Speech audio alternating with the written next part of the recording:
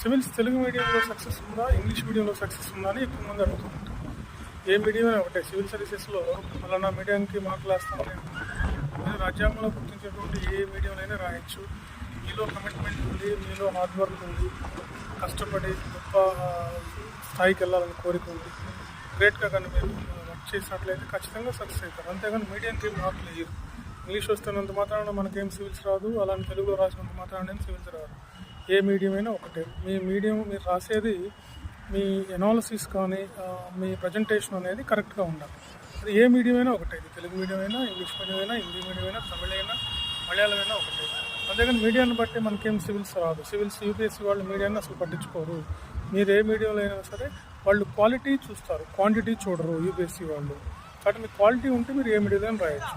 కాబట్టి తెలుగులో రాస్తే రాదు, ఇంగ్లీష్లో రాస్తే వస్తుంది అలాంటిదేం లేదు. ఏ మీడియం అయినా ఒకటే. ఎందుకంటే చాలామంది నన్ను